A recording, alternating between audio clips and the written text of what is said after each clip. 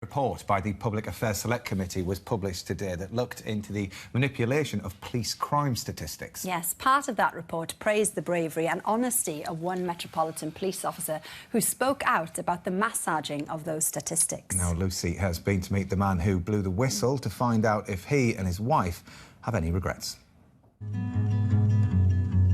This is James Patrick. Until 2 weeks ago, he was a serving police officer for the Metropolitan Police. In 2012, he went public with the concerns he had about the way crime was being recorded. As many as 300 burglaries would disappear within a couple of week period. There'd been a human intervention, i.e. a management intervention, and those burglaries had effectively disappeared in a puff of smoke.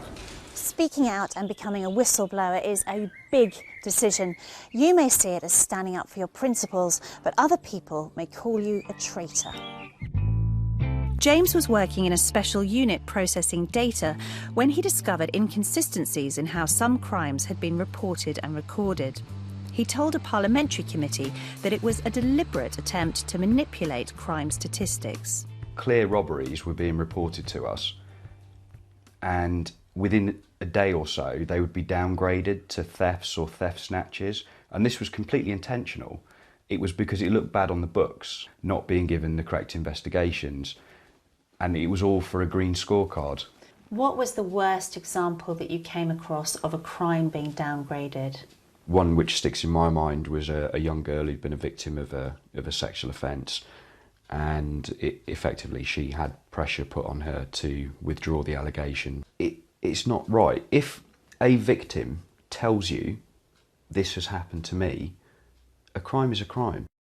After trying to raise his concerns internally, James felt he had no choice but to go public, despite the risk of facing disciplinary action. Can you describe to me how your colleagues responded at first? I got the reaction that I expected, really. 50% of people went, I respect what you've done, but I would never do it myself. And the other 50% of people are, you're just having a go at the Met. The problem is fear. People are scared of the consequences of speaking out. Hello, Jessica. What did you make? What is it? James hasn't worked in over a year, and although he's been paid, the uncertainty of what would happen to him has been a strain for his family. I've seen the impact on Laura. I've seen how tired she is. She doesn't sleep. She worries at the same level that I do. She worries about the future. That is on me. My family has been put in the middle of this situation. Is it one of those things that you just kind of can't get away from, so it's kind of always on your mind? Always on my mind. Yeah. Perhaps not so much when the children are around, because Yeah. I try to focus on them, and we play a lot. How would you describe the last 12 months? Like a tornado that hits you and destroys everything in the space of 5 seconds.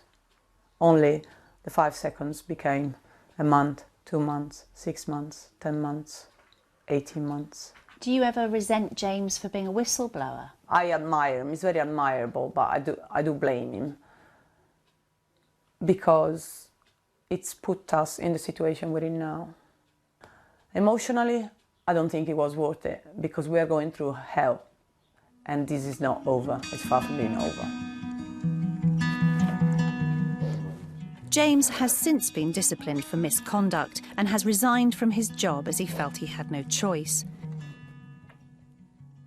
With no close family nearby, the support of their friends is invaluable to James and Laura. The thing is, it's not an isolated story. It's not like you hear you do hear very frequently. Oh, I don't think it's a big surprise to anybody that whistleblowers are badly treated. Yeah, but it's shameful. It's really shameful, because these are the people that are fundamentally looking out for the public interest. And I just think you've been really, really brave and courageous, and I really, really admire you for what you've done. James is now taking the Metropolitan Police Force to an employment tribunal. But the costs are high, so he is representing himself. I'm just writing a very quick letter, pre-tribunal notice. Obviously I'm having to learn quite a lot of the law on the fly. This is quite a lot of work that I have to do. It takes hours at a time. James gave evidence to the Public Administration Select Committee about what he saw. 2 months later, the UK Statistics Authority withdrew its endorsement of police crime statistics because it had lost trust in them. Apart from an ongoing employment tribunal, James now has to decide what to do with his life.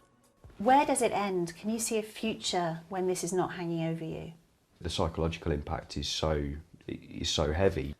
I've had moments where I've thought you're in over your head, but I've never had a regret about doing it. I never will have a regret about doing it. And Lucy's here now. Well, there's a new parliamentary report that's out today based on James's evidence. So what does that report say then? Yes, that's right. Well, the report by the Public Administration Select Committee essentially really puts the boot into the police and the way that they use and rely on crime statistics and record them. I mean, it really doesn't pull any punches. So just to give you a few examples, in reference to a delay by Scotland Yard, now this was a delay over addressing rape figures that had been recorded incorrectly or downgraded. The report describes that incident as a damning indictment of police complacency, inertia and a lack of leadership. Bernard Jenkin, the committee chair, has referred to what he calls a target junkie culture, so that you know, that dependency on the targets to go out and solve crime. And the report really says that it's completely inappropriate to use those targets. He also criticised the Commissioner, Sir Bernard Hogan-Howe, and the report really doesn't pull any punches from the top brass either. So the attitudes and behaviours which lead to the misreporting of crime have become ingrained, including within senior leadership. So incredibly critical, apart from James Patrick. And the report commends his courage in speaking out and for fulfilling his duties to the highest standards of public service despite intense pressure not to.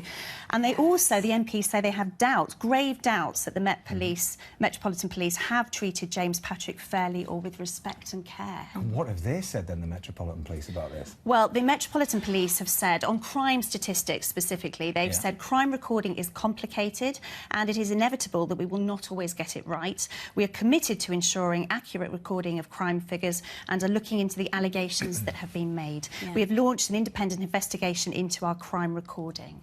It's a very emotional film. As you said, Matt, you have to admire James for his bravery, but on the other hand, you can see how much of an impact, can't you, has had on him and his wife. I mean, what's the future then for the couple now? Absolutely. I think it's worth saying that the misconduct findings from the Metropolitan Police's point of view focused on the fact that James had published a blog and then an e-book about his concerns over reforms. Have they mentioned him in particular then as well, the Met?